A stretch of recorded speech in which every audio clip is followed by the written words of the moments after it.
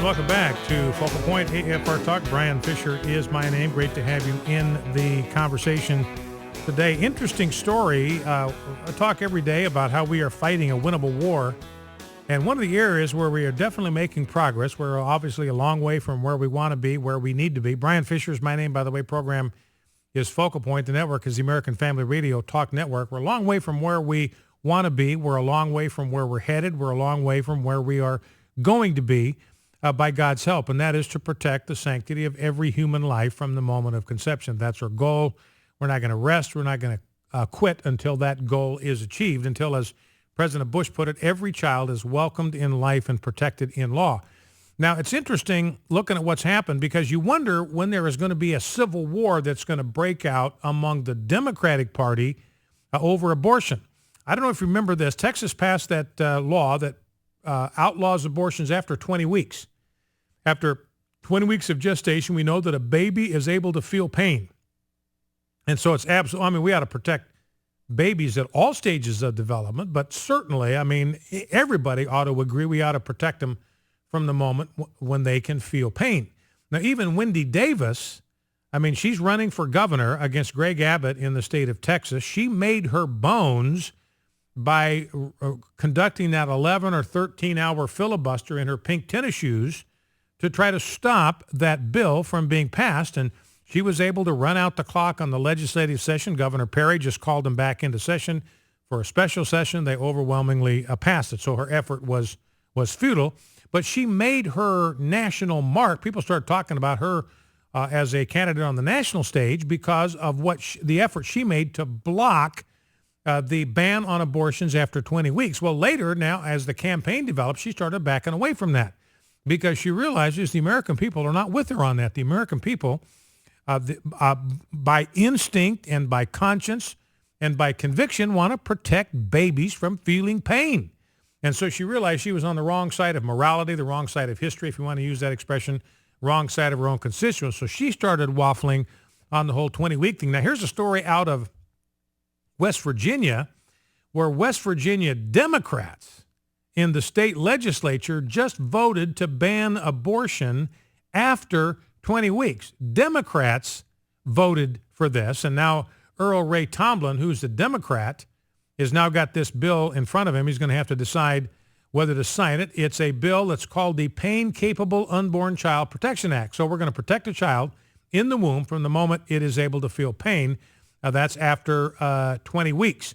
Now, there are other legislatures like Texas, for instance, that have passed these similar bills into law. But here's, this is from National Review. The legislative votes weren't even close.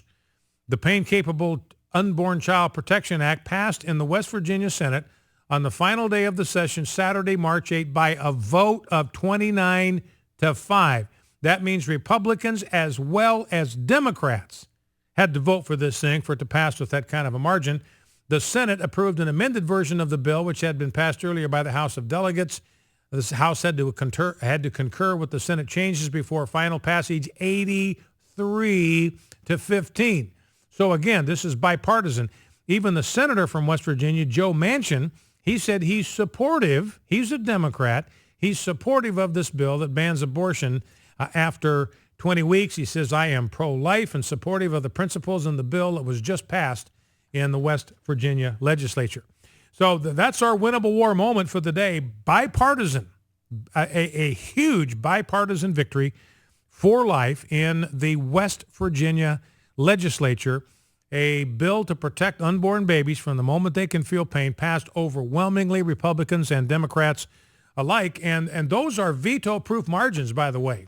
If the governor, who is a Democrat in West Virginia, if he decides to veto that thing, those are veto-proof margins. Now, it's the last day of the session, so he may be in a situation where if he vetoes the thing, the legislature is not going to be able to do anything until the next session. It'd be unconscionable for a governor to so blatantly ignore the will of the people through their elected representatives, but who knows? So we'll see how that all turns out. But that's just an indication that we are winning the hearts and minds of the American people on the issue of the sanctity of life.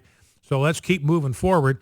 And I want to say the same thing. I want to draw some implications from that for our battle over the understanding of marriage.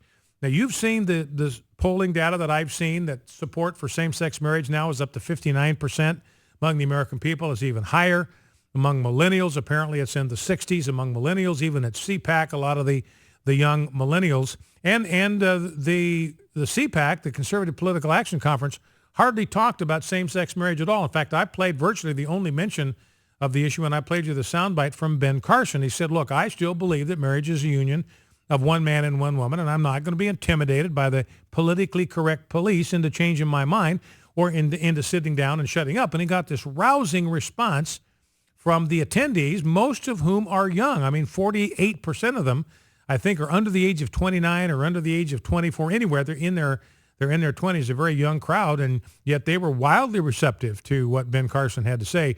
So I think it's way, way too soon. It's way, way too soon to think that battle is over. Now, we had to spend a lot of effort. We had to spend a lot of time in order to begin to change the minds of the American people on abortion. Same thing can happen with the issue of marriage. There's no reason to quit, no reason to throw in the towel. You know, Rob Gardner, my director, shared with our whole staff this morning just verses from the Psalms that talks about the victory that we have in God, that with God on our side, with our dependence upon God, there is no challenge that is too great for us.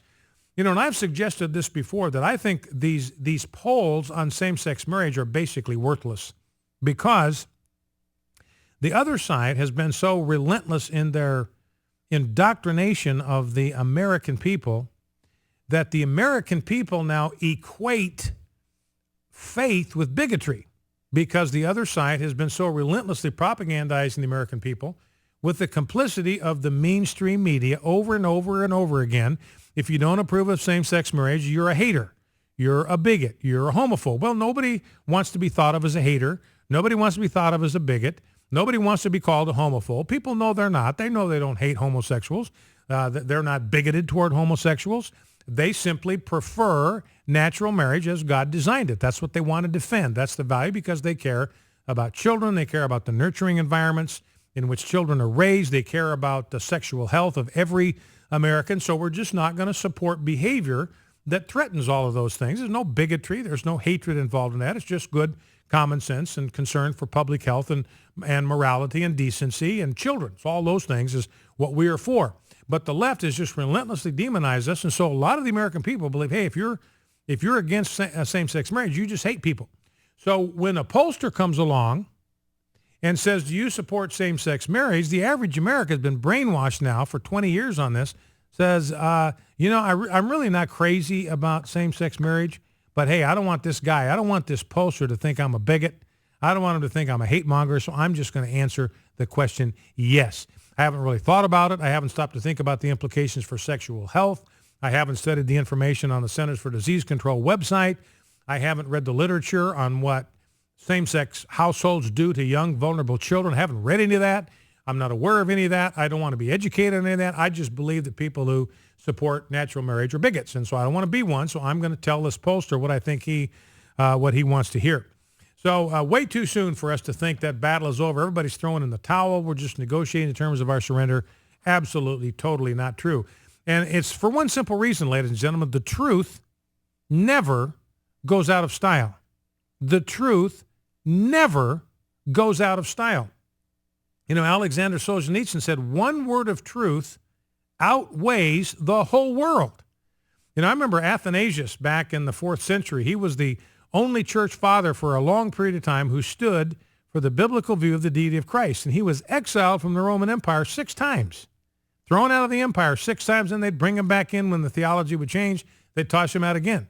And he was standing against what was called the Arian heresy. The Arians believed that Christ was not the eternally existent Son of God, second member of the Trinity, but that he was the first thing that God created. When God got around to creating things, he started by creating Christ. That was the first created thing. And Athanasius said, no, that's not what the scriptures teach. In the beginning was the Word, and the Word was with God, and the Word was what? The Word was God. He existed in eternity past as the eternally existent, eternally generated Son of God. So he fought for the truth and got run out of the country 6 times for trouble. One of his disciples one time said to him, Athanasius, the whole world is against you. And Athanasius said very matter-of-factly, well, then then Athanasius is against the whole world, because he was going to stand for the truth, because he knew in the end the truth would prevail. So we're on the side of truth here. We understand what God says about marriage. We are defending his view of marriage, and therefore there is no reason for us to get discouraged. Hang in there, and in the end, we will prevail. Now, back to the sanctity of life issue, one of the exceptions that people make on abortion is for rape and incest. Here's a story from LifeSite News about the newly crowned Miss Pennsylvania, Valerie Gatto. She found out in the 3rd grade that she had been conceived when her mother was raped at knife point. Her mother was 19 when it happened. Her assailant had intentions to murder her, but according to LifeSite News, those plans were thwarted when a bright light from an unknown source appeared. This light gave Gatto's mother the ability to get up and run away before he could do further harm to her. Gatto says, "I like to think of that light as my mother's and my guardian angel. No reason not to." And Gatto says that her mother always told her that I was her light. Soon after the attack, Gatto's mother discovered she was pregnant. Her mother never considered abortion. She did have plans to put her daughter up for adoption, hoping she could be given a more stable life elsewhere. But after Gatto was born, her grandmother reminded her daughter that God does not give us more than we can handle. She convinced Gatto's mother to raise her little girl herself. Thus, at 20 years of age, Gatto's mother lay aside plans to attend law school in order to raise her daughter. Gatto grew up living with her mother, maternal grandparents, in a stable, loving home. She says she never felt as though her mother regretted her decision to keep her. She was raised going to church each Sunday. As a result, faith became an important part of her life. Her mother was eventually put in charge of the food pantry at their church, delivering food baskets for those in need. She would bring Gatto along with her, and this service-driven life encouraged Valerie to volunteer in various capacities as well. She got involved in clothing drives, giving gifts to children in hospital care, Operation Dear Abby, which gives cards to U.S. military members stationed overseas, went on to pursue higher education, granted with honors from the University of Pittsburgh. Now, here's a woman whose life never would have drawn her first breath if her mother had believed that rape is a justifiable cause for terminating the life of an unborn child. Focal Point AFR Talk will be back in 2 minutes. Don't go anywhere.